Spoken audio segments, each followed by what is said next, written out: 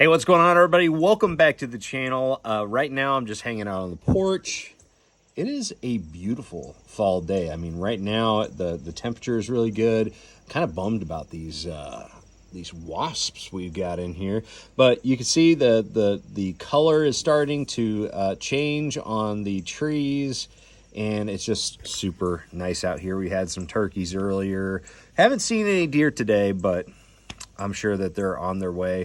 But anyways, just got done with a good beer battered halibut fry. Nothing better on a Saturday night. And just kind of sitting here looking at Bass Fan.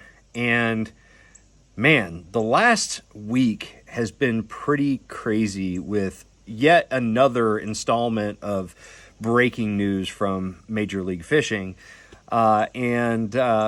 It was crazy too, because the day that the Bassmaster Open ended on Harris Chain, I started hearing rumblings about some big changes at MLF.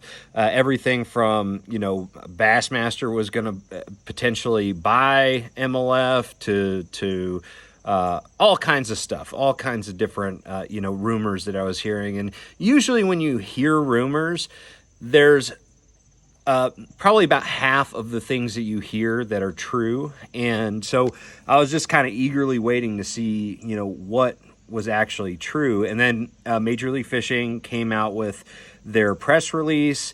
They talked about a lot of big changes. Let me see. Right now I'm on Bass Fan. Let me just kind of share some of the changes. So the biggest change has to be the fact that in 2025, so 2024 is going to remain the 80 anglers, but 2025 is going to be reduced down to the top 50, or just 50 anglers in the BPT.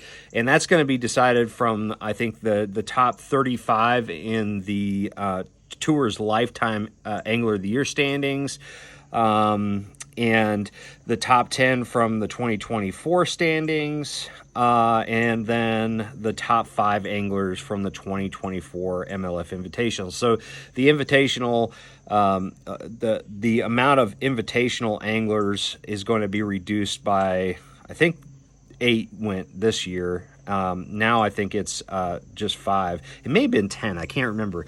Again, this is I need to mention, this is not a news brief. I'm not a reporter, so my facts may not be completely correct, but that's just what I'm reading. Overall, it just kind of looked like a bummer press release in general, and from the BPT angler, point of view, because there's going to be a lot of key guys, legends of the sport, guys that have been in this game for a very, very long time, that are going to get kicked out, and a lot of the original ownership that are going to get kicked out in 2025. And they're also going back to every fish counts. That's another big thing. I think that the payouts are actually going to be reduced, even though you got a smaller field. There's just a lot to unpack with that press release. But the biggest thing right off the bat is the fact that you've got a lot of anglers that are not going to have a tour level, platform to continue their career with until they, requalify for the BPT, if that's the route that they decide to go to, or they go over to the Bassmaster EQs. And I'm sure there's going to be, a good number of people that are actually going to, contact Bass. They may have some Legends exemptions that get them into the Elite Series without having to requalify through the EQ. I don't know. That's up to the Bassmaster and what they want to do with that. And there's definitely some big names in the BPT that probably wouldn't have a hard time getting back into Bassmaster. But I don't know. Again, that is completely up to Bassmaster. From my perspective, I think that, everybody should qualify through the EQ to the Elite Series, but that's just my personal opinion. If there's already some exemptions and kind of passes that are available within the rules that Bassmaster has, Might as well, take advantage of that system if you have I think it's like if you have a Bassmaster Angler of the Year or Classic win, something like that, which a lot of these guys do have. I think that there's an opportunity to possibly, pass through to the Elite Series without having to go to the EQ. But anyways, here's how I feel about the big changes that MLF announced recently. Obviously, they're doing things that they have to do from a business perspective, but so I understand that they're making these changes because they probably have to. Financially they have to, and they're saying that they weren't able to. Their viewership numbers were kind of stagnant. That's their words, not mine. And they were saying that it was because of the 5 fish limit deal, which I don't believe that. I think that the 5 fish limit has been the gold standard in bass fishing for decades. And so I don't know if that's exactly it, but it may be, that may be that with their platform, they need to go back to the every fish counts, and they say that they have to reduce the field to, highlight only the top tier pros. But I think that's kind of sad too, because you've got 80 guys that put it all on the line to go on this journey with this new platform, with this new league, with big promises, and now they're going to be cut. Now, I also feel that I from my perspective, so I left Major League Fishing last year. Okay, when Bassmaster announced the EQ, the Bassmaster EQs, I felt like that was the best system for making the Elite Series, the most reasonable system for making the Elite Series. And before I even found out that Major League Fishing was going to pretty much get rid of the pro circuit and put this kind of watered down invitational circuit in its place, before I even heard of any of those rumors, I made my decision to go to the Elite Series because I just didn't know where MLF was going. I didn't know. I'm not saying that I want MLF to do well. I want everybody to do well, to prosper in this sport, right? But they had, ever since FLW was bought by MLF, things were just constantly changing, and that's the reason why I felt like I had to go ahead and make that switch last year. And obviously there's big changes that are still happening. Again, I really want the best for MLF, especially the group of people that comprise the original FLW. I spent most of my fishing career fishing their tournaments. I love that organization. I love, the people there. I've always really enjoyed fishing their tournaments, the BFLs, what is now the Toyota Series. And I loved fishing the FLW Tour and then the Pro Circuit for a few years. I really enjoyed that. I could, if the FLW Tour stayed the way it was, and we had the Cup and all that, I could fish that for the rest of my career and be very, very content and happy, because I was making a good living there. There was only 6 tournaments plus a championship, so it wasn't like a ton of tournaments to fish. But that all changed, and honestly, nobody's talking about it. But this is very reminiscent of what happened to us at the FLW Tour when MLF bought the circuit, and then they slowly over the next few years ended up pretty much getting rid of our tour level league that we were fishing. And that's kind of what's happening to a lot of the guys that are fishing the BPT. In 2025, a lot of guys are going to get cut. 30 guys are not going to have a place to fish at the tour level. And I know how they feel, because that's exactly how I feel right now. Having to I enjoy fishing the Opens EQ, but I also enjoyed fishing the tour level, the pro circuit, the FLW tour, whatever you want to call it nowadays, whatever it was. I'll call it the FLW tour because neither of them exist, and that's what I always saw it as. But I feel like that's pretty much the same exact thing that happened to us. The only difference is, when it happened to us, the FLW Tour guys, I think that we just kind of just saw the writing on the wall. We realized we didn't have any power within the organization. They're going to run their business the way that they want to run their business. And, that's, to me, as unfair as it seems at the surface level. I mean, everybody has the right to run their business the way that they want and the way that they feel it's going to help them in the long run. So I don't have any ill, opinions of the league based on that. But the BPT anglers are obviously not very happy with that announcement. And it doesn't sound like there was really any of their involvement in those decisions, obviously. I mean, they're not going to vote to have 30 of them, cut from the field. But BPT on Bass Fan today, I logged in and another announcement. There's an Angler Protection Committee, which it reads kind of similar to like a union type deal, but apparently some anglers have come together.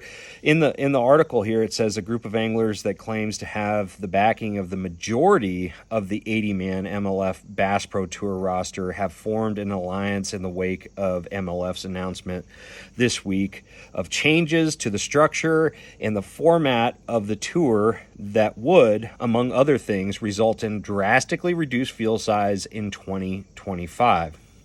And so I'm just going to briefly read out this press release just so I don't miss anything. But what this APC, the Angler Protection Committee, says is, we have recently received a proposal outlining plans from the MLF. We are currently in the process of carefully reviewing various aspects of the proposal. The anglers, passionate about the growth and success of the league, agree that adjustments in the business model are necessary and are eager to work towards an agreement that assures everyone's continued prosperity. Having built their careers within the league, the majority of the anglers are original founding members who possess a genuine commitment to the continual advancement of the MLF platform. As we embark on this review process, our primary goal is to establish a stronger and more fruitful relationship with the league that can endure for years to come. So this is kind of, nobody specific was named in this press release. You can read it on bassfan.com. But it sounds like, there's at least several anglers that are really, up in arms and they want to kind of, push back a little bit on these big changes that could drastically affect their career in the sport, their sponsorship, their bottom line, and so this is some, my opinion on it is, again, I'm going to say it. I want both leagues I want what's best for the sport, number one. Okay. And if that means that both leagues just need to find their way and kind of stabilize and figure out what their model looks like, that's fine. But the last few years have not been, they have not I made the switch over to the EQs just from a gut instinct point of view. My instincts are the only thing that I've got right. And so that's why I made the move, and my gut is telling me that just, this move is made probably out of necessity, for the league for sure. I mean, they wouldn't cut 30 of their anglers, 30 of their stars that they started out with, if it wasn't absolutely 100% necessary. But it doesn't sound good. It really doesn't. I hope that MLF in these changes really improve their league and all that. But to me, it doesn't seem like these are going to be the last changes that we're going to see in the next few years. And, I hope they get a grip on it. And I wish the anglers that are involved in this, if this really does go to where they're cutting 30 anglers out of their field, I really hope, that they are able to, land on their feet. I know how they feel. A lot of FLW Tour and Pro Circuit guys know how they feel. That's kind of what we went through. But we didn't start a committee. I wish we did start a committee. I really do wish we started a committee, and tried to unionize. I don't think it would have done it any good at all. And I wish them the best with this deal. But I'm not sure. Even in this press release, it said, that that really, Boyd Duckett, the CEO, is really, not going to. He doesn't recognize this committee, as a valid organization that they need to listen to. He's saying that they've got the MLF Anglers Association, so the MLFAA, and that's kind of what they listen to for the voice of anglers. So I don't know if it's going to go anywhere, but it sure is interesting. And at this point, I'm kind of a fly on the wall. Everybody's saying it's going to greatly affect the Bassmaster Opens EQ. My opinion on that, I'll just say right now, from a competitor's point of view, if you're a competitive person in this sport, you can't look at a group of anglers that may be coming to fish your qualifying league like the Opens EQ, which there's likely going to be a lot of guys that are jumping the ship early and moving over to the EQs. But, those guys don't worry me, at all. I'm not saying that they're not, maybe better anglers than me or they've been in it longer, they have more experience. But, if you fish good in the Opens EQ or any league, if you're fishing good and you're on top of your game, you can beat anybody. If you're fishing bad, like I did for several events this year, you can't beat anybody. So it goes both ways. So I'm not worried if anybody wants to go from the BPT to the Opens. Fair game, man. I've got to step it up and really bring my A game. And if I bring my A game, I'll be in contention for the Elite Series in 2024. Or be in contention in 2024 for 2025. But if I don't, I'm just not going to be relevant. Those guys aren't, unless they chase me down on the lake and, run over my line as I'm fighting a fish back to the boat, which isn't going to happen. Unless they're doing that, they really aren't going to affect me on the water that much.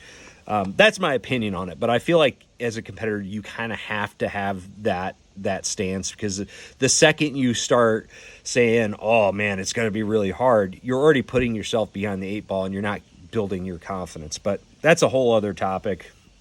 But man, this is a tough one. Again, I'm not trying to, I really don't want to put a, put my personal opinion on the topic, I guess is the way I'll say it, is that, again, I don't want MLF to struggle or go through these, these trials that they're obviously having to go through, or the BPT anglers are. I want the league to be fruitful.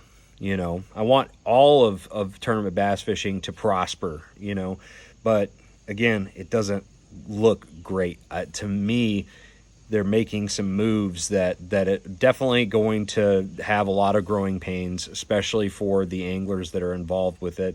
And another group of anglers that I definitely want to mention is the fact that the 10 guys, including some of my good friends that qualified this year for the BPT, my buddy Matt Steffen, those guys, a lot of them are getting they say that you will qualify for the 2025 BPT if you're in the the top 35 for lifetime angler of the year standings. But if those guys that just got in have only fished for 1 year, they can't be part of that lifetime AOI standings, average. So they have to finish in the top 10. They have to.